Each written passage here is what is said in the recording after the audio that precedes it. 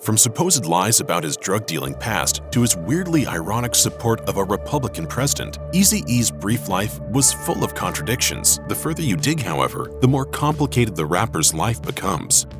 Even though Eric Wright had loving parents who supported him, in the city of Compton where he grew up, it was impossible to avoid the world of drugs and gang warfare that surrounded him, so Wright became Eazy-E as a way to survive and to make his own way in the dangerous area just south of Los Angeles. To begin to tread down his independent path, Eazy-E dropped out of Dominguez High School during his sophomore year. According to Garrick D. Kennedy's Parental Discretion is Advised, The Rise of N.W.A. and the Dawn of Gangsta Rap, he later earned his GED instead of getting a diploma, as the aspiring rapper did not see his future in academics. By the mid-1980s, Eazy was taking the first steps in pursuing his dreams by recording music in his parents' garage, says the New York Times. Eazy-E may have been short in stature, but he certainly could take care of himself on the volatile streets of Compton. In the book Parental Discretion is Advised, The Rise of N.W.A. and the Dawn of Gangsta Rap, legendary rap radio host Greg Mack explained, "That boy could fight. He's all muscle. If he locked onto you, you're in trouble." But since the 5'4" future rap god was not very tall, he had to prove himself plenty of times, which permanently left its mark on his body. Eazy did thrive in the gang culture of southern Los Angeles, yet on the other hand, he never joined one of the gangs. The Crips were the ones who operated where he lived, and even though he got along with several of them, he managed not to get fully pulled into their lifestyle and business practices. Eazy-E was often associated with selling drugs, which he not only openly admitted to, but also actively promoted. After leaving high school, the young entrepreneur became a dealer to make a living and was the most successful kind, one that did not use his own product, says author Garrett D. Kennedy. In fact, he was so good at dealing that it gave him the funds to start his own record company, Ruthless, according to the source. However, Jerry Heller, manager of N.W.A. and co-founder of Ruthless, had quite a different perspective. In his book, Ruthless, a memoir, he said, "I think now that the whole dope dealer tag was part of Eric Wright's self-forged armor. He was a small guy. Thug was a role that was widely understood on the street. It gave you a certain level of protection in the sense that people hesitated to f*** with you." Heller based this belief on their conversations and the fact that he never witnessed Eazy sell drugs to anyone in the several years they worked closely together. So regardless of how involved he was in the illicit trade earlier in life, the rapper certainly gave it all up to pursue his music career. They say you're the godfather of gangsta rap. I don't know, that's a title that they put on me. Before N.W.A. was formed, Andre Young, aka Dr. Dre, knew who Eazy-E was because the two lived in the same area. Eazy was especially hard to miss in the neighborhood as he rode around on his prized Suzuki Samurai.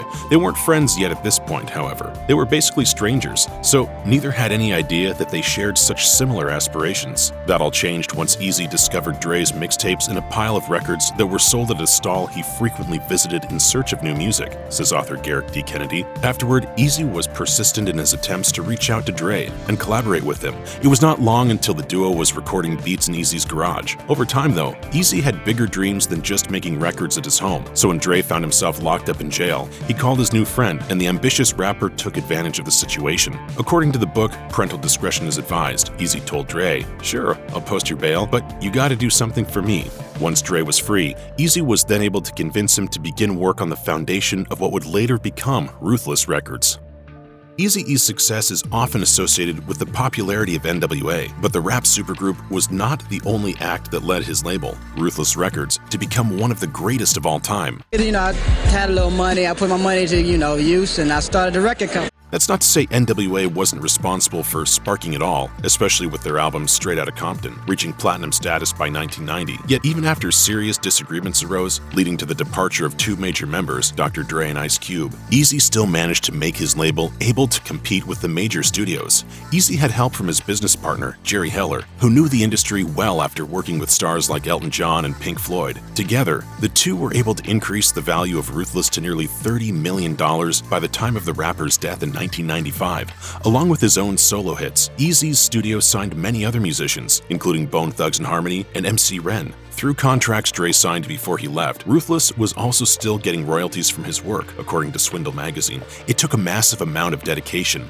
In his book, Ruthless, a memoir, Heller described what it was like for the duo and said, "Our old one record at a time philosophy fell by the wayside. In the wake of The Chronic, Eazy and I juggled 29 separate, simultaneous projects at Ruthless." As long as it's violence, it's gonna be rap music, gangster rap music, or whatever.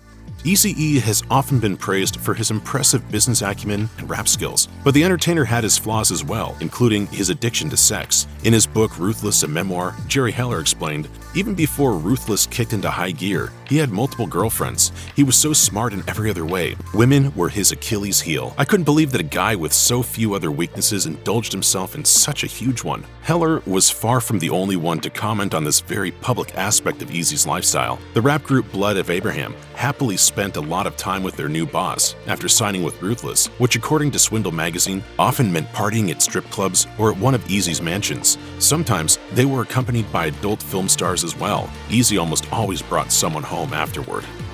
Once Eazy-E's career took off and he began to rake in millions, he definitely had fun with his new level of income. In his book, Original Gangstas, Ben Westhoff listed off multiple vehicles that the rapper owned, on top of a few separate homes in Norwalk, Calabasas, Woodland Hills, and Topanga. But after years of lavish spending, his priorities changed later in life, and he became considerably more philanthropic with his money. Not only did the rapper donate thousands of dollars to children's charities, but his giving had a more personal aspect to it as well. He sent inner-city kids to Disneyland. Eazy was also one of the first rap stars to distribute turkeys to the public on Thanksgiving, according to Swindle magazine. Yet, one of his kindest contributions to a single individual was the gifting of $700 to Alan S. Gordon, which was used to start his successful career in journalism. Oddly enough, when the National Republican Senatorial Committee held a luncheon as a salute to the Commander-in-Chief in 1991, Eazy-E was one of the honored guests at the event. All the donations the rapper made to LA-based charities did not go unnoticed by the conservative lawmakers, who hoped that they could also receive some of those funds for their own campaigns, according to Entertainment Weekly. Publicly, Eazy seemed more than happy to attend. A spokesperson told the outlet, "Eazy-E really loves the president. He thinks he's a great humanitarian and that he did a great job with Desert Storm." Jerry Heller, on the other hand, gave a behind-the-scenes perspective on why both he and Eazy thought it was such a great idea to go to the political gathering. In his book Ruthless, a memoir, Heller recalled the conversation he had with his business partner about the strange invitation and the devious smile Eazy had as he said they should go. Heller wrote, "As soon as he said it, the idea struck me like a lightning bolt. Yes, I thought, brilliant. George Bush hosting the leading proponent of gangster rap for lunch. $1 million worth of publicity for 1/100th of the price."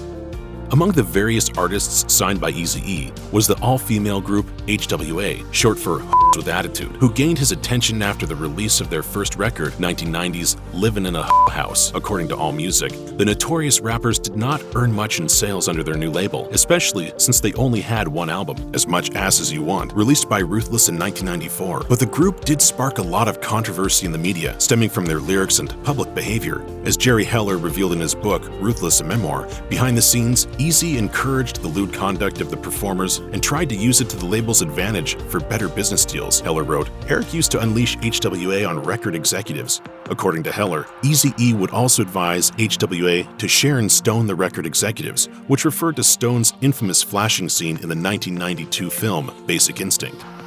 Throughout his life, Eazy-E had his own style, and that was no different after his death. After Eazy-E's premature death in 1995, his memorial service was a huge event attended by over 3,000 friends, family members, and fans, along with many others either associated with the Southern LA community or the music industry. In front of such a massive crowd, the godfather of gangster rap made sure the ceremony would have his distinctive look. For the occasion, Eazy's body was still dressed in his favorite Compton hat, Pendleton shirt, and jeans, says Ben Westhoff in his book, Original Gangstas.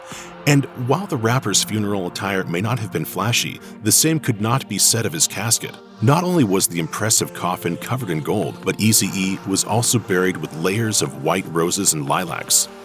For as famous as N.W.A was in its rise to mainstream prominence, the group's falling out was almost more well-known because of the bitter fights that resulted afterward. The most notorious disputes occurred between Eazy-E and first Ice Cube, then Dr. Dre, who left the group a few years after Ice Cube. Supposedly, Eazy reconciled with both men near the end of his life, but Jerry Heller claimed that that was not necessarily the case. While Eazy may have been on somewhat good terms with Dre before his passing, Heller believed that irreparable damage had been done to his relationship with Ice Cube, who left N.W.A in 1989. Life is short. Bury any hatchet when you can. In his book Ruthless, a memoir, Heller wrote, Cube claimed that after he left Ruthless, he eventually mended fences with Eric. He spoke about a time Eric and he got together in New York City, but I know for a fact that Eric Wright never forgave Ice Cube for what he perceived as ingratitude. Then, speaking directly to Ice Cube, Heller continued in his book, when you saw Eric in New York during the winter of 1994, he was playing you, playing the playa. He never changed his mind about what a punk he thought you were.